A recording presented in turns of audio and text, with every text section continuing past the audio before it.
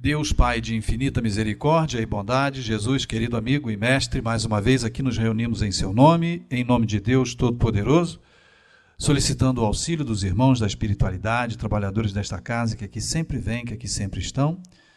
Como sempre dizemos, que a nossa irmã Sueli possa contar com o auxílio dos irmãos da espiritualidade, com certeza assim o será, e que nós outros possamos assim apreender ao máximo todos esses ensinamentos que com certeza nos serão passados. Obrigado mais uma vez, Mestre Jesus, que assim seja em seu nome e em nome de Deus Todo-Poderoso. Sueli Machado, Relações Além Túmulo.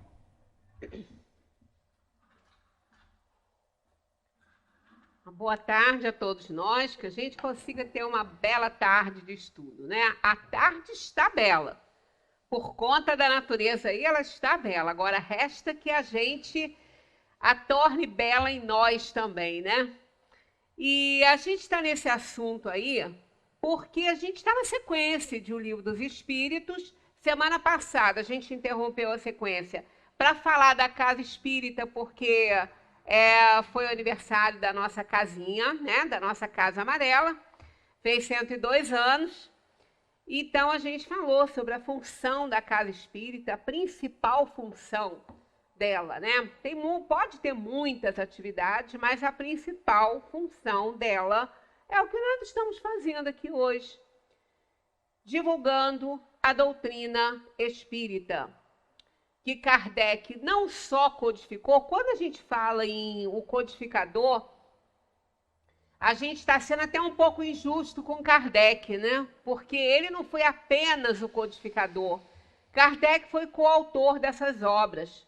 Não que ele tenha recebido mediunicamente as respostas que ele enviava para cerca de 1.100 espalhados pelo mundo, mas ele analisava muito seriamente cada uma delas, e Kardec foi um filtro muito bom, perfeito para esse trabalho. Então, a gente encontra na obra toda, nessa obra fundamental da doutrina, comentários de Kardec. Comentários. Aqueles comentários eram comentários dele, não eram a resposta dos espíritos, eram comentários feitos por ele. Então, ele foi um coautor, digamos assim. Ele não foi apenas o codificador. Ele filtrava muito bem. Kardec sabia perfeitamente se aquilo ali era real, se era realmente os espíritos que estavam respondendo, por causa da comparação, né, do método dos pares, que a gente já falou aqui. Então, ele fez um trabalho espetacular, um trabalho incrível, trazendo para nós a doutrina dos espíritos. E a gente, saindo da escolha das provas, que a gente trabalhou esses dias aí, nós entramos nas relações além túmulo. Nós estamos no livro 2 da vida espírita. O que acontece com o espírito na dimensão dos espíritos, como ele vive lá na dimensão dos espíritos. Então, aqui a gente veio falando sobre as sensações, os sofrimentos, né, dos espíritos. Falamos sobre a escolha que ele faz das provas quando ele está na erraticidade. Sempre lembrando isso, erraticidade é o período entre uma encarnação e outra. E espírito errante não é aquele apenas que não tem o corpo físico. Não é só isso. A gente passa, às vezes, por cima das questões sem analisar muito bem como elas devem ser analisadas. Não é apenas o espírito que não tem corpo físico, que tem essa questão no Livro dos Espíritos, né? Mas, ao longo da obra, Kardec vai retomando várias situações, várias respostas, e vai incrementando e passando e comparando com outras. Então, o espírito errante, que é o espírito que está nessa dimensão espiritual, ele não é apenas, o espírito que é errante, não é apenas aqueles que não têm corpos físicos, que estão na erraticidade. Ele apenas é um espírito que ele ainda precisa de encarnar. Ele ainda precisa de experiências no plano material.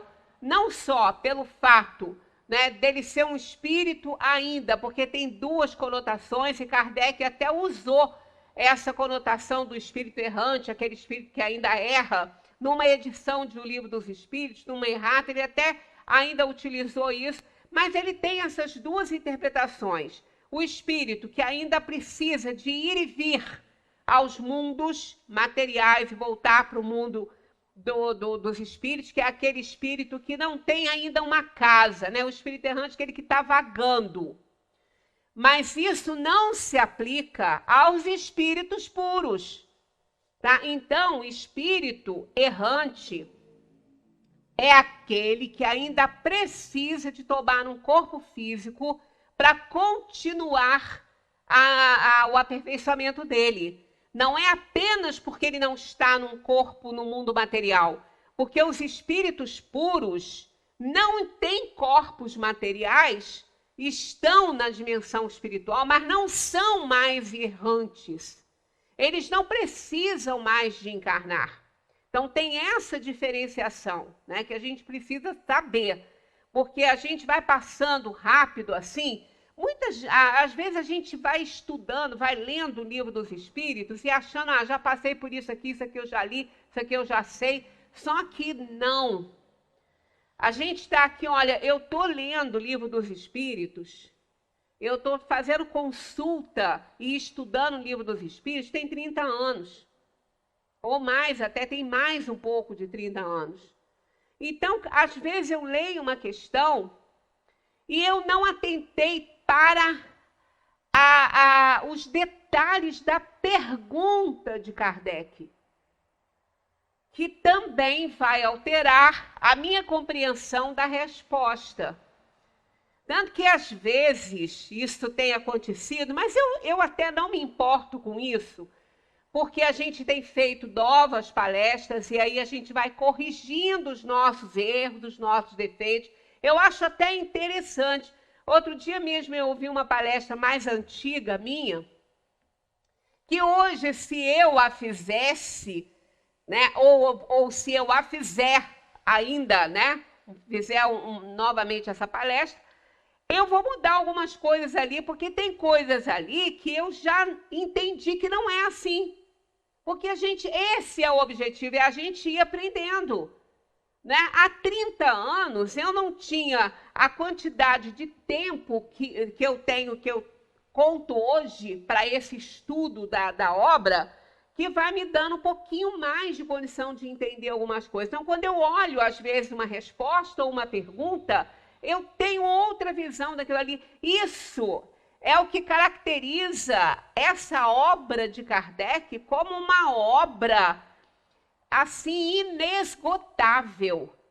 Ela é uma obra inesgotável, porque dependendo do nosso nível de conhecimento, daquela pequena, mas alguma evolução que a gente já tenha feito aí dentro do estudo, a gente vai vendo que a gente não entendeu determinadas coisas, até falo que não deveria, né? Por falta de entendimento. Então, quando a gente vai fazendo hoje, que a gente continua estudando, com certeza, daqui a 3, 4 anos, se eu ainda estiver com a bênção desse trabalho aqui, eu vou encontrar coisas que eu estou falando hoje que eu vou achar que não está tão bom, porque eu já deverei ter aprendido alguma coisinha a mais. Então, isso a gente vai vendo, né? Às vezes me dá até vontade de pedir o Abel para retirar, mas eu nem faço, porque isso vai mostrando o nosso progresso, vai mostrando o nosso aperfeiçoamento ali na questão da vida que a gente está levando. Aí, igualzinho aquilo que, às vezes, quando a gente começa a fazer alguma reflexãozinha na nossa vida, que a gente começa a ver coisas que a gente já fez há 10 anos, né? Ou já falou para alguém há 10 anos, a gente fala assim, nossa, hoje eu jamais falaria isso para essa pessoa. Porque a gente cresceu, a gente aprendeu. E a gente não falaria, não agiria daquela maneira. Isso é importante demais a gente fazer e a gente lembrar. E a gente não deve ter vergonha disso, a gente não deve lamentar isso, porque isso aí vai mostrando que a gente está alcançando o objetivo da encarnação, que é o aperfeiçoamento, que é o entendimento, a compreensão das coisas. Então, hoje, aí, se às vezes se ainda foi uma coisa que gerou um problema, se a gente tiver humildade suficiente para isso, a gente deve procurar a pessoa e se retratar. Fulano, há 10 anos eu te falei uma coisa que eu outro dia estava lembrando, aquilo não foi legal, você me desculpa. Porque era o que eu entendia ser certo na época. Né? Isso é que vai mostrando a nossa evolução. Quanto mais a gente sabe, mais a gente sabe que não sabe nada. É o que acontecia com Sócrates. Sócrates, quando procurou o oráculo de Delfos para saber por que falavam que ele era um sábio, se ele tinha a única certeza que ele tinha na vida é que ele não sabia era nada. Então lá ele ficou sabendo pelas sacerdotisas do oráculo, daquele ambiente, né, de sabedoria, que ele era realmente um sábio. E foi lá que ele viu escrito aquela frase, conhece-te a ti mesmo, que trouxe, né, para os nossos dias como sendo dele. Não é dele. Ele leu, ele aprendeu isso, que isso estava escrito lá no oráculo de Delfos. Conhece-te a ti mesmo e conhecerás os deuses e o universo. É o que estava escrito lá. Então, ele veio, assim, ainda meio cético com essa questão, mas ele foi buscar isso. Então, ele tinha humildade o bastante para entender que quanto mais ele aprendia, quanto mais ele sabia, menos ele sabia. E é assim que a gente deve ser. A gente nunca deve achar que a gente sabe muito. A gente não sabe nada perto do que a gente tem que saber. Então, quanto mais a gente estuda, mais a gente vai vendo tanto ainda que a gente tem que aprender, que a gente tem que saber. Então, quando eu vejo coisas assim, lá mais de alguns anos atrás, é que a gente vai vendo, que a gente vai aprendendo, que a gente vai estudando e vai aprendendo um pouquinho mais. E ainda mais com essas coisas que a gente não consegue ver, né? Que não estão ali concretas para a gente, palpáveis com a gente. Porque a doutrina espírita, ela funciona como um poderoso telescópio, né? Que faz com que a gente veja um mundo que a gente não pode enxergar. Né? Uma realidade que não é a nossa. Ainda mais na nossa condição de espíritos inferiores que somos. Então, aqui, dentro desse capítulo da vida espírita, Kardec recebe dos espíritos a recomendação que nem tudo a gente pode saber. Essa questão das relações além-túmulo, tem muita coisa ali que a gente não consegue compreender. Como a gente passando aí pelas nossas reuniões que antecederam essa aí, sobre a questão das sensações dos espíritos, a gente viu que ali não dá para a gente compreender alguma coisa que a gente gostaria muito. Uma delas está até aqui, que eu vim aqui buscar na época que a gente estava falando, sobre a questão de que como os espíritos veem as coisas, como eles escutam as coisas, não dá para a gente saber. Eles não veem através de nenhum órgão e nem escutam através de nenhum órgão. É por um todo. Mas como isso acontece? Eles não conseguem passar para a gente isso, porque a gente não tem elementos suficientes para entender isso. Mas uma coisa a gente já sabe, como ela não se dá. Como ela se dá, a gente ainda não tem condições de entender, mas como ela não se dá, já é importante a gente saber, e muito importante, ela não se dá através de órgãos, porque o perispírito não tem órgãos.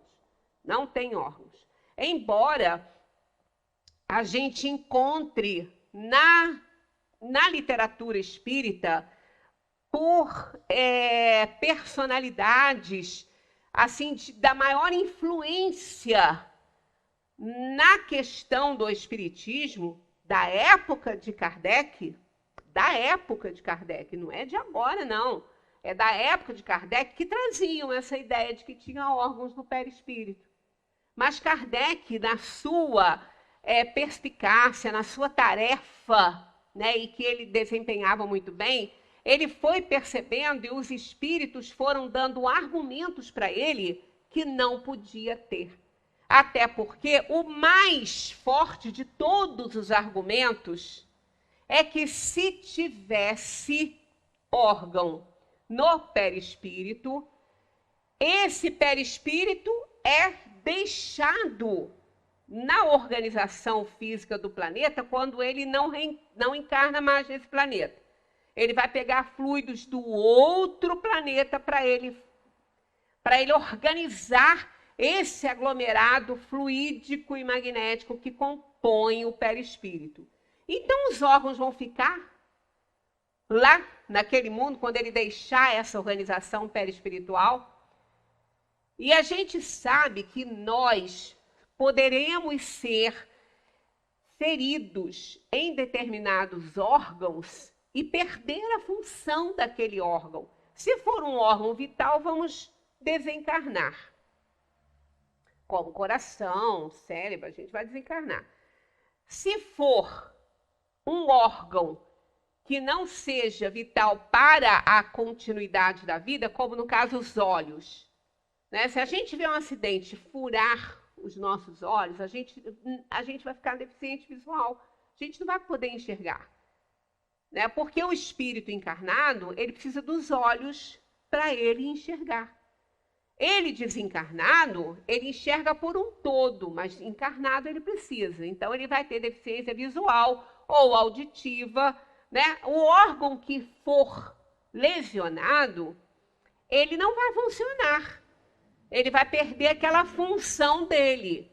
Então, na organização do perispírito, se lá tivesse órgão, o espírito ia ficar cego, né? Ele não ia ver, ele não ia enxergar. Porque se fosse lesionado aquele órgão lá no perispírito, ele também não ia enxergar. Porque o perispírito é o corpo da alma. Então é lógico, aí são argumentos que os espíritos foram dando quando Kardec fazia essa codificação, que o levavam a crer que não tem, não pode ter. Até porque o espírito não retrograda. Se tivesse órgão no perispírito, a gente podia modificar até mesmo o comportamento das pessoas, tratando aqueles órgãos lá, ou criar situações que mostrasse uma retrogradação do espírito na parte do cérebro, por exemplo. Aí o espírito ia esquecer, né? Se ele tivesse um cérebro lesionado, se no perispírito tivesse um cérebro e ele fosse lesionado lá, se o espírito precisasse disso para poder pensar, ele não ia pensar. Ele não ia poder manifestar na sua potencialidade, como individualidade, como alma e espírito que é. Então é outro argumento que não dá, porque se o cérebro fosse lesionado, ele ia ficar com problema mental, o espírito. Então é óbvio que isso não tem cabimento. Não é? Então falava-se, alguns autores falavam, citavam isso, que quando a gente fala, uma vez um senhor me interpelou na rua para falar que não concordava com o que eu estava dizendo, que o perispírito não tinha órgão. Eu falei, não tem, senhor, não tem órgão. Não, mas eu li isso de autores importantes da época de Kardec. Eu falei, pois é, mas Kardec nunca disse isso. E quem codificou a doutrina foi Kardec. O senhor estudando um pouquinho, o senhor vai ver os argumentos que ele tem para mostrar e dizer para o senhor que não tem. Não sou eu que digo isso, quem sou eu, né? Quem sou eu para dizer isso? Mas eu estou aprendendo isso lá, né? Então, tem muitas coisas, e são passagens, às vezes, sutis, que a gente não dá tanta importância assim à palavra que está ali escrita, com o significado ou a conotação dela. Então, por isso que a gente tem que estudar o Livro dos Espíritos. Ele é um livro para se estudar com calma, com tempo, né? Com vontade, imparcialmente. né? Se a gente for com parcialidade para estudar aquilo ali, a gente não vai conseguir. Então, vamos seguir o que Kardec coloca no Livro dos Espíritos a respeito aí das relações além-túmulo. Na 274, que essa é a primeira questão no assunto, as diferentes ordens de espíritos estabelecem entre elas uma hierarquia de poderes. E há entre eles subordinação e autoridade, né? Porque tem que ter, né? Olha só, eles dizem, sim, muito grande. Os espíritos têm, uns sobre os outros, a autoridade relativa à sua superioridade e a exercem por meio de uma ascendência moral irresistível.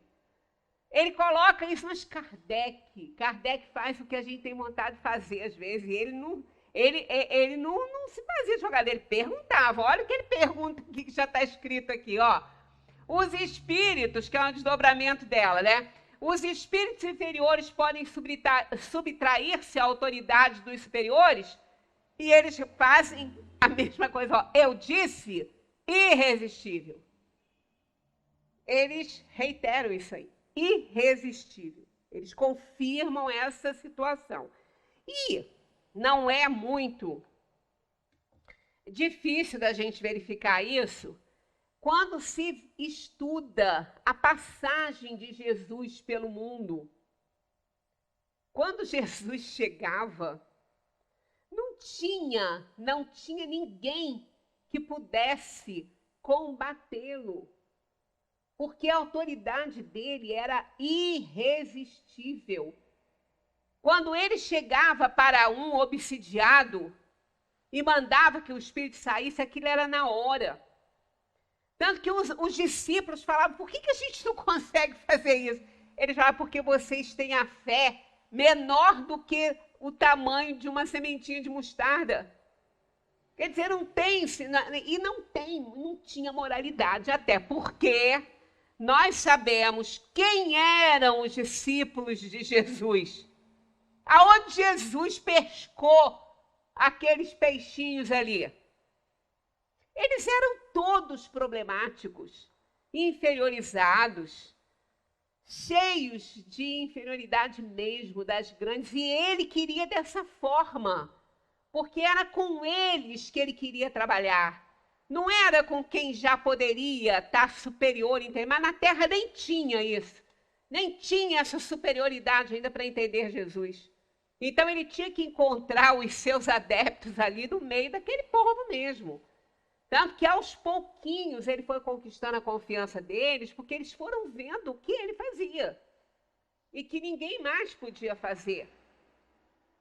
É que quando as pessoas duvidam de uma criação, né, de um Deus que tenha criado o universo, não precisa muito, né, nem muita palavra para isso, basta pedir a pessoa para olhar o céu e observar. Foi você, fulano, que fez? Você conhece alguém que tenha capacidade de fazer? Basta isso. Então, você pode não entender o Deus das religiões e não aceitar isso, mas que tenha tido um Criador supremo, uma inteligência suprema para criar aquilo que ninguém é capaz de fazer, é óbvio. E é o caso dessa superioridade, dessa hierarquia. Os espíritos superiores, eles não são nem visíveis, né, para a inferioridade.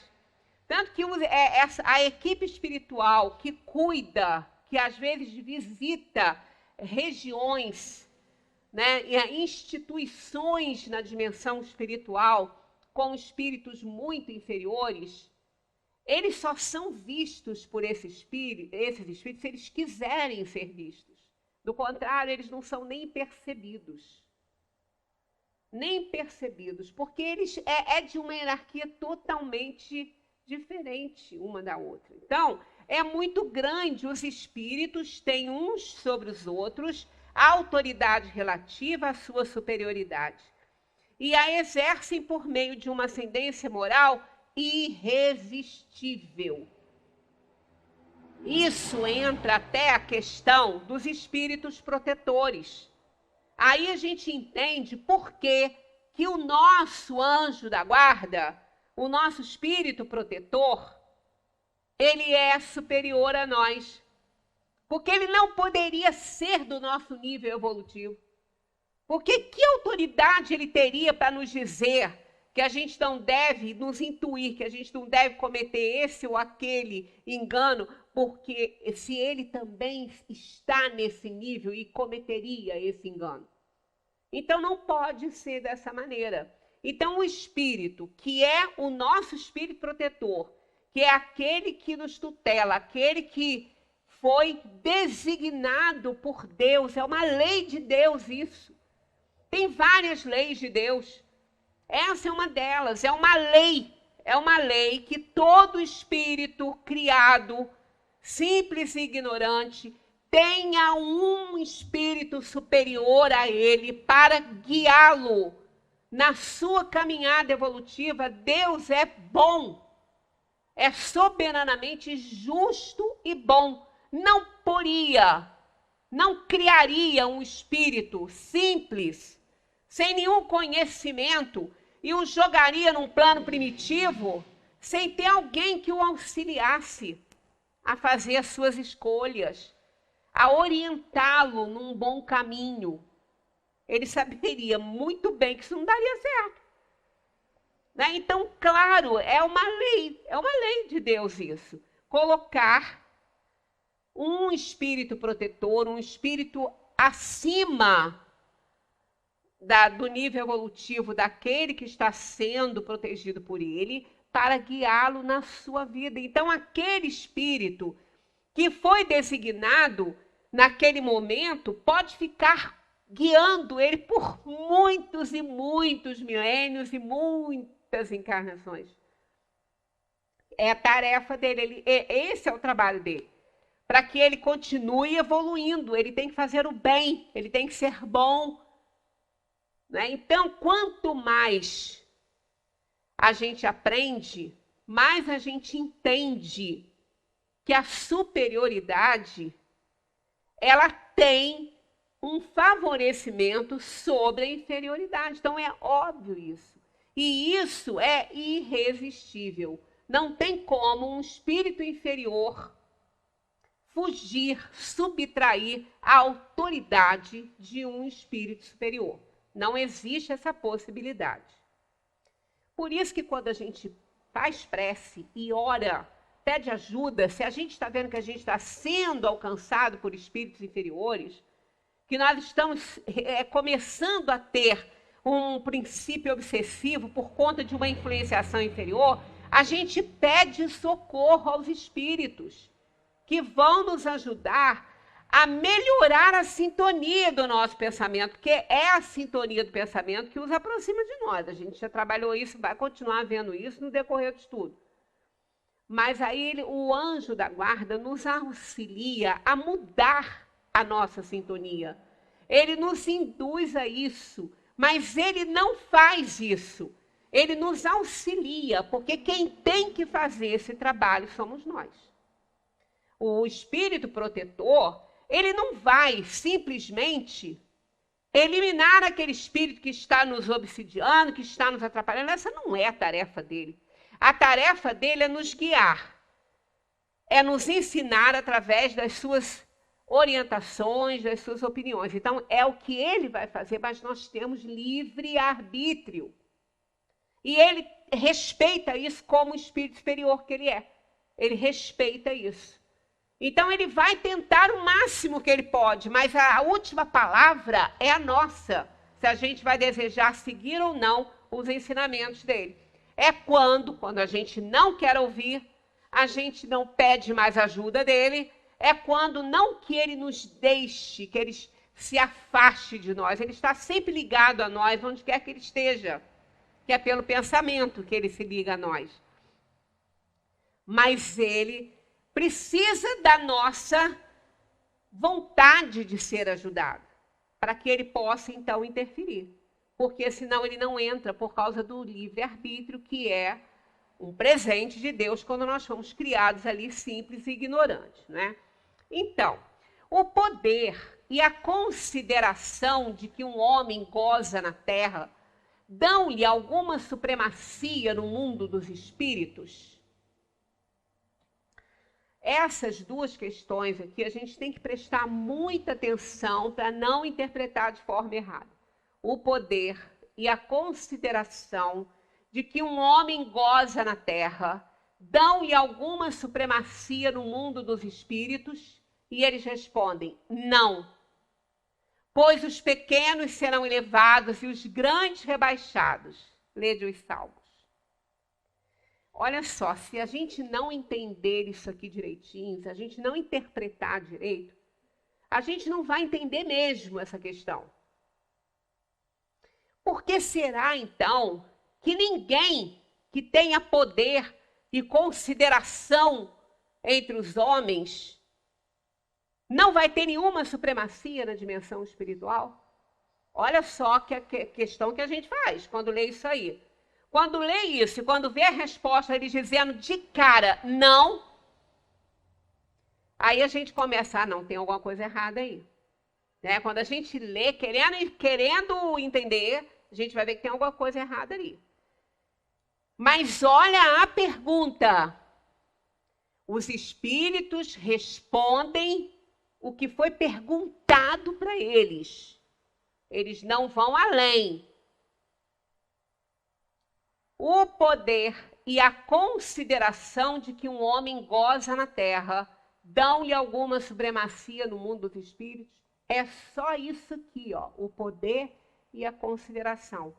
Aqui não está perguntando se esse poder e essa consideração de que esse homem goza na terra está numa personalidade evoluída, numa personalidade inibada. Não está nisso. A pergunta não foi essa. Era só se o poder e a consideração que ele goza na terra vão lhe dar supremacia no mundo dos espíritos. Aí, só o poder e a consideração? Não. Esse poder e essa consideração tem que ter um fundamento para isso. Tem que ser uma alma boa, uma alma obediente à lei divina. Tem que ser uma pessoa que entenda e que viva ali na obediência à lei. Aquela pessoa que é uma pessoa obediente à lei, que faz o trabalho dela com dignidade, atendendo aos princípios das leis de Deus, obedecendo ao que Jesus veio ensinar, amar a Deus sobre todas as coisas e ao próximo como a si mesmo. Essa personalidade, essa alma que tem essa conduta, e ainda, somada a essa conduta, ela tem poder e consideração dos homens no mundo, aí sim, essa vai ter supremacia no mundo dos espíritos? Vai, mas não pelo poder e pela consideração dos homens. Ela vai ter pelo que ela alcançou, pelo esforço que ela já fez para domar as tendências inferiores, por toda a conduta que ela teve nesse mundo. Ela vai ter supremacia por isso, mas não pelo poder e a consideração das pessoas. Se ela conseguir unir, né, claro, a tudo que ela já entendeu que ela conseguiu unir poder, riqueza, consideração, tudo. Se ela usou bem todos esses talentos, todos esses bens, ela será uma pessoa, um espírito que com certeza vai ter muita supremacia no mundo dos espíritos. Então, quando a gente lê isso aqui, dá a impressão que são todos, né? Todos aqueles que têm poder e consideração não vão ter supremacia no mundo dos espíritos.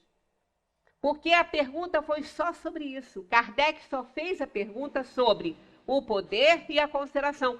Quantos a gente vê nesse mundo? Aliás, a maioria. Por quê? Nós estamos no mundo de provação e expiação. E esse mundo é da terceira ordem dos espíritos inferiores. Dos espíritos inferiores. Então, a maioria daquelas pessoas que têm o poder e a consideração de homens na Terra não são bons. Depende de quem está dando esse poder e essa consideração, que é igual a ele. E esse poder e essa consideração que estão dando a determinada alma que está na Terra é a que eles entendem ser boa.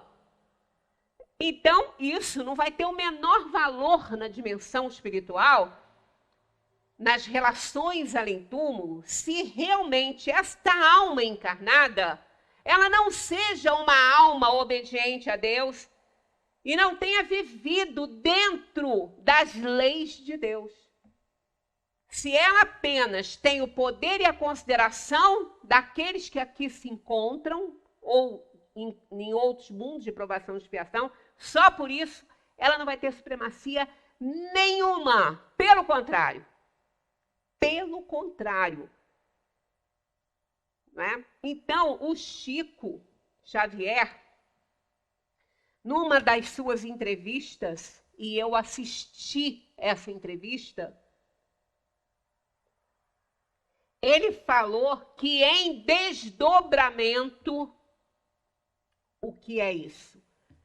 É o espírito se emancipar do corpo físico, conscientemente, não é pelo sono, é conscientemente, ele sabe que está acontecendo, é a dupla vista, que o espírito está estático, que aconteceu com Santo Antônio de Liguório, que aconteceu com outros espíritos que a gente sabe na história, né?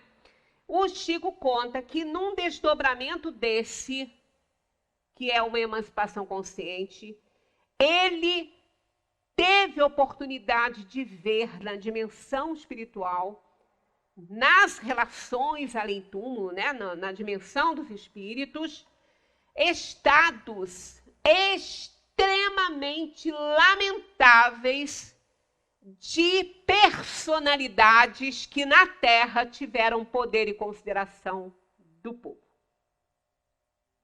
Isso eu escutei ele há muitos anos falando.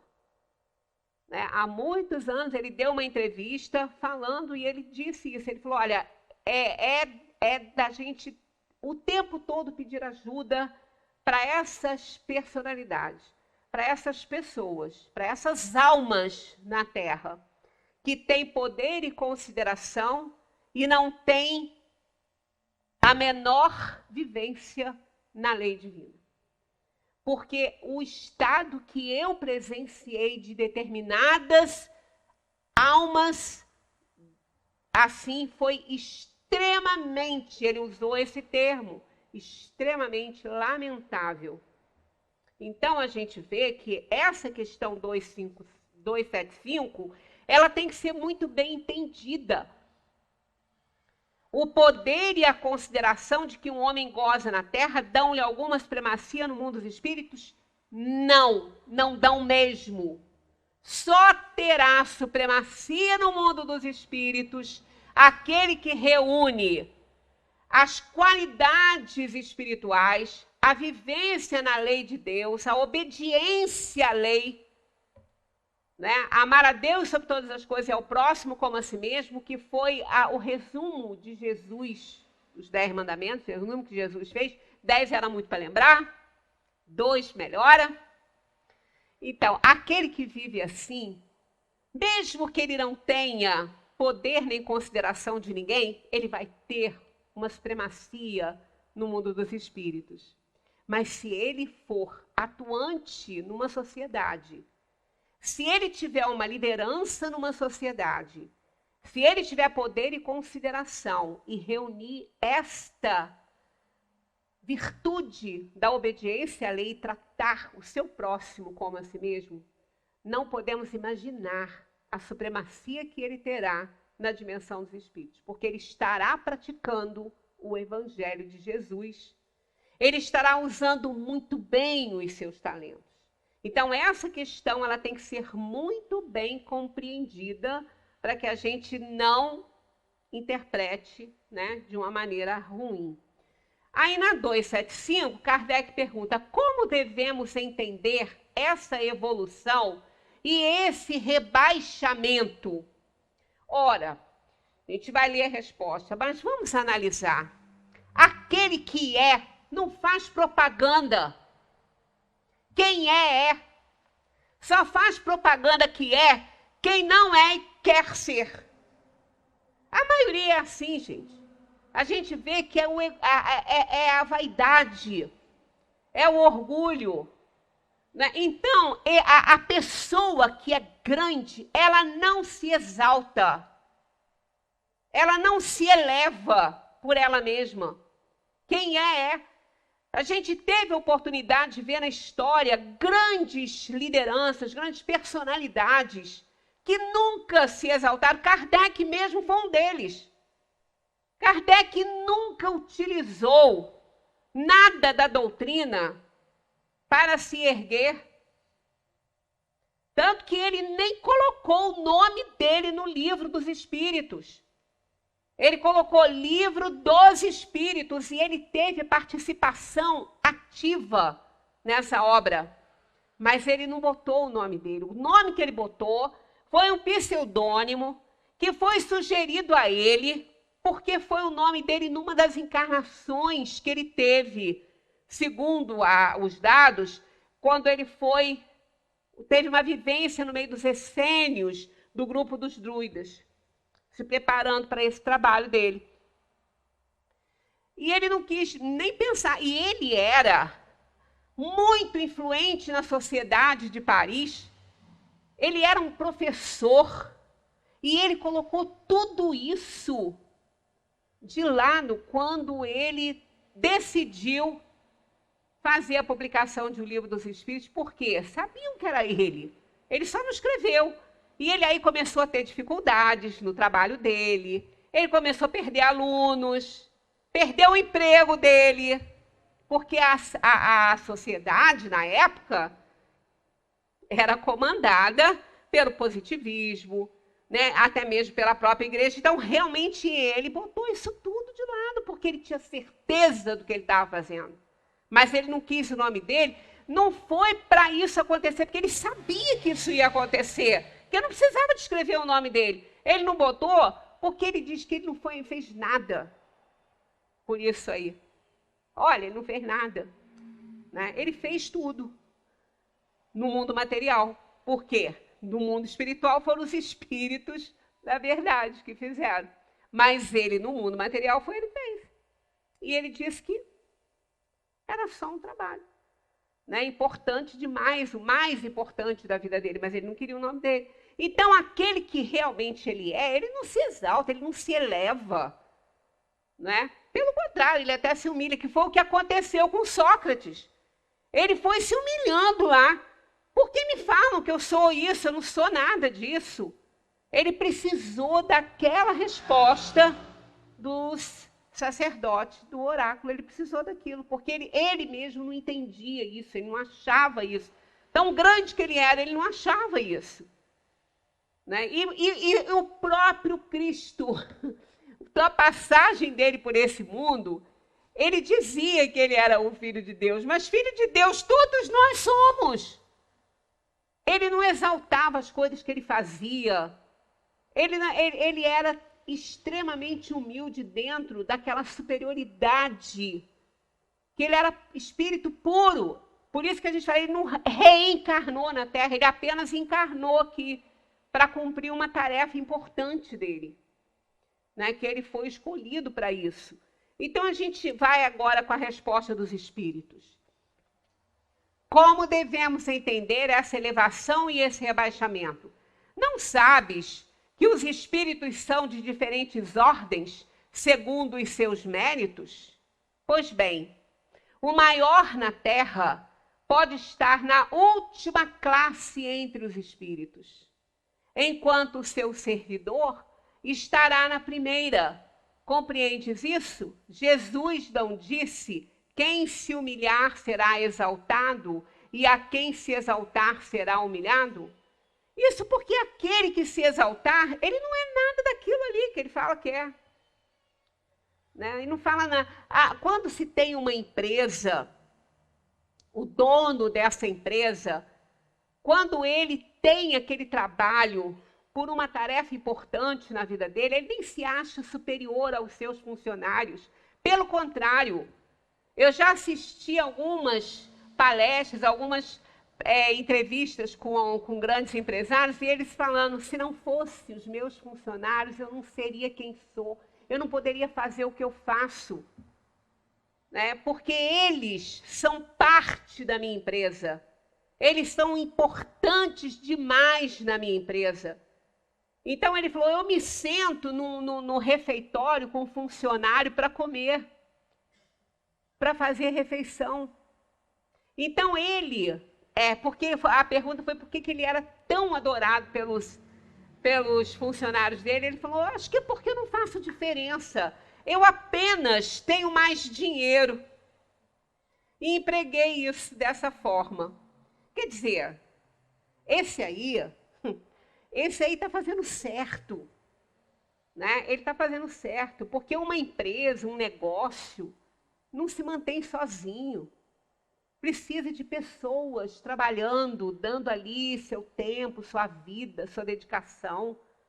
Né? E, por outro lado, o funcionário também, que reconhece isso, ele tem que saber, eu não sou o dono da empresa, mas ela é que me dá o meu pão. Ela é que me dá a oportunidade de eu criar minha família, de eu fazer minha vida. Eu faço tudo pela minha empresa. Né? Então, a gente vê, a gente ouve isso. A gente deve, inclusive, longe, né, de achar que o patrão... lá, tá onde que ele está? A gente deve ficar feliz, porque se ele está lá, é porque os negócios estão muito bem. E se os negócios estão muito bem, eu também estou muito bem no meu emprego. Porque se essa empresa falir, eu vou para a rua. Né? Então, é uma questão de ponto de vista, né, de valores que a gente vai adquirindo. Aí é só aquilo ali, fazer ao outro aquilo que você deseja que seja feito a você. Isso é muito simples. Então, tá aí, né?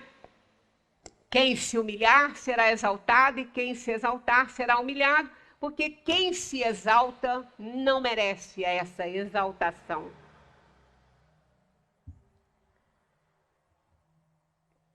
Aquele que foi grande na terra e se encontra inferior entre os espíritos, sente humilhação quase sempre muito grande, sobretudo se era orgulhoso e invejoso.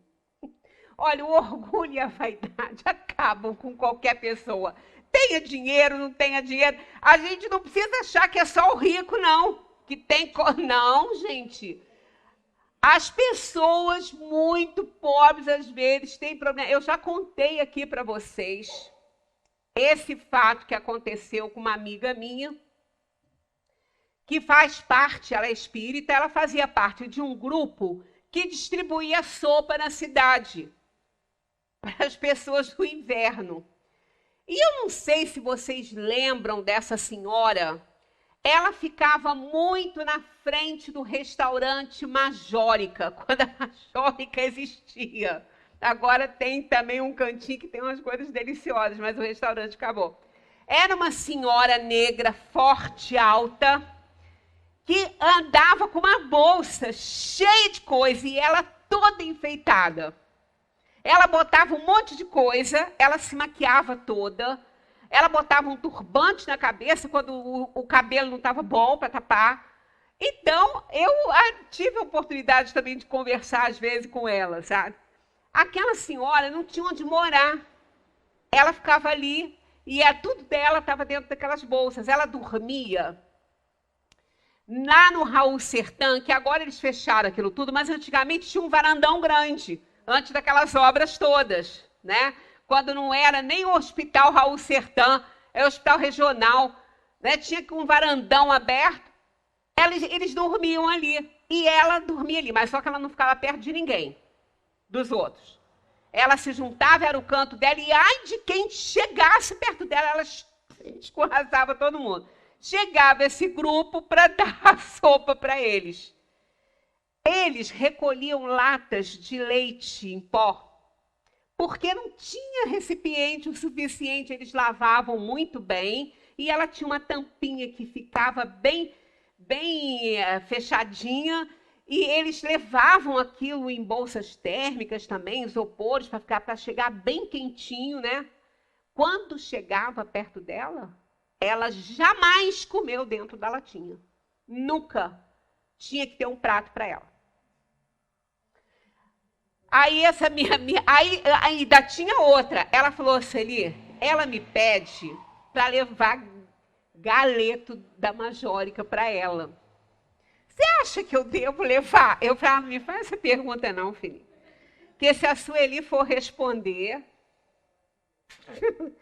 se a Sueli for responder, vai ser diferente. Mas olha só, por que só para ela? Você vai levar para todos? Se você vai levar para todos que estiverem lá, tudo bem. Mas se você vai levar só para ela, ela falou, eu não tenho condição de levar para todos. Eu falei, então você também não deve levar para ela. Mas ela fica aborrecida comigo. Ainda tem outra, ela não quer comer perto de ninguém, ela fica lá isolada deles. Olha, gente, ela não tinha nada. Ela era orgulhosa e vaidosa ao extremo. Por que aquela irmãzinha estava naquela situação, né? Os espíritos falam que eliminar o orgulho e a vaidade é uma das coisas mais difíceis para as almas. E eles, né, o orgulho e o egoísmo, no caso, eles são os pais ali de todos os outros. Então, quem é orgulhoso e egoísta tem os outros também. Às vezes, né, tem em menor grau, mas olha, isso é próprio. Mas eu preciso me desesperar. Não. Você é um espírito, você só tem que entender que você é um espírito de terceira ordem, inferior. Então, isso é que caracteriza a gente, né? Se a gente perguntar aqui, você quer saber se você é um espírito de terceira ordem? Só uma perguntinha. Você se irrita com o que as pessoas fazem com você? Então, amigo, você é de terceira ordem.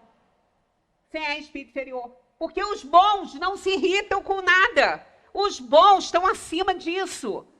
Eles não têm orgulho, vaidade, nada, ciúme, nada. Eles não têm isso. São os nossos espíritos protetores, tá? Não tem isso. Então, a gente é. E se a gente é, a gente não tem que se aborrecer por ser egoísta, orgulhoso e vaidoso. A gente tem que se preocupar em sair disso. Não é ficar com raiva de ser assim. É apenas lutar para não ser assim. Por quê? Não adianta, você vai lutar, você vai ficar com raiva disso. Não, esse sentimento, ele é abstrato. Os sentimentos são abstratos, não são concretos. Para eles existirem, alguém tem que senti-los. E se ele existe em você, é porque você sente isso. Para de sentir. Para de sentir, que eles vão desaparecer. Mas é difícil. É verdade. É verdade. Senão os espíritos não ficariam presos em plano de provação e expiação durante tanto tempo. Por que fica milênios presos nessas regiões? Porque não se esforça o suficiente. Não é? Eu não sou ligada em astrologia, horóscopo, nada disso, não. Mas uma vez, uma amiga que convivia muito comigo, isso já tem muitos anos, ela falou assim, olha, você é o retrato do seu signo. Eu falei, mas essas coisas eu não entendo muito. Eu nem era espírita, não, mas eu falei, eu não acredito muito nesse negócio, não. Ela falou, então eu vou te dar um escrito para você ler, um estudo que foi feito para mim, porque ela também era. Olha, quando eu li, amigos, é aquilo ali. Era a minha biografia. Entendeu? Eu olhei aquilo ali e falei, gente, mas realmente parece comigo.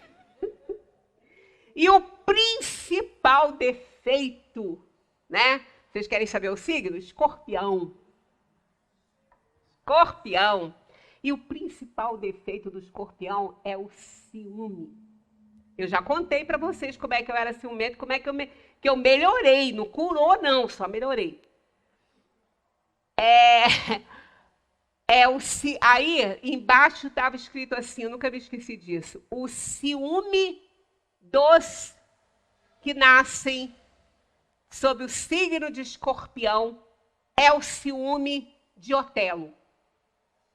Eu falei, Jesus, até isso deu certo, porque eu tenho vontade de matar. Tá? E olha que foi briga grande, hein? Não é? É aquilo, né? Você tem dentro de você um cãozinho bom e um feroz. Qual que vai sobreviver? Aquele que se alimenta. Então, é esforço, gente, é esforço. Ninguém consegue nada se não fizer esforço, nem comer. Porque você tem que pegar o garfinho, enfiar lá na comidinha e levar para a boca. Se você não fizer isso, vai morrer de fome em cima do prato. Porque a comida não vai subir para você. Entendeu? Então é esforço, tudo é esforço. O pior é que a gente vive na lei do menor esforço. A gente não quer fazer esforço nenhum. Quer passar no portal mágico. Tomando pílula mágica para garantir. Porque só pelo portal pode ser que não dê certo.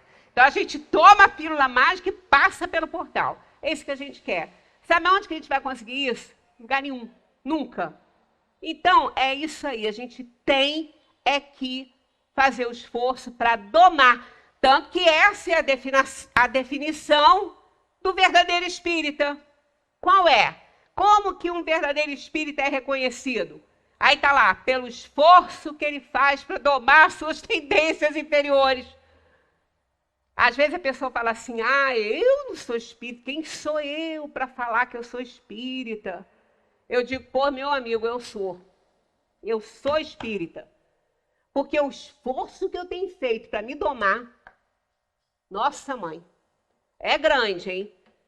Porque eu sempre fui bem rebelde, é grande. O esforço que eu faço para isso aí não é pequeno, não. Mas se eu não fizer, eu vou ficar em plano de provação e expiação durante milênios, que como a gente já sabe, vivemos séculos incontáveis. Estamos diante de milênios sem fim. Não esqueçam, somos imortais. Então, a felicidade dos justos é vista por nós quando a gente desencarna. Vamos terminar esse slide, porque semana que vem tem mais. Olha só. O soldado que, após a batalha, encontra o seu general no mundo dos espíritos, reconhece-o ainda como seu superior? O título não é nada. A superioridade real é tudo. E a superioridade real vem da onde? Da elevação moral. Do amar a Deus sobre todas as coisas e ao próximo como a si mesmo. No Evangelho tem uma passagem da Rainha de França excelente, que fala sobre isso, que quando ela chegou na dimensão espiritual de rainha, ela não tinha nada. Tá no Evangelho. Eu vou copiar para a próxima nossa reunião, vou copiar essa passagem no slide que ela me ocorreu aqui agora. Eu não lembrei dela na hora que eu estava preparando isso aqui, né? Então, que a gente estude a doutrina, gente, que isso aqui, não é o único caminho, mas, eu posso garantir para vocês que é o mais curto. Não é o único, mas é o mais curto. Exige tanto da gente, que a gente acaba, né? Porque não tem jeito. Conheceu isso aí? Se correr, o bicho pega, se ficar, o bicho come. Não tem mais jeito. É seguir em obediência à lei. Porque senão tem consciência de que a coisa não vai dar certo. Muita paz para todos.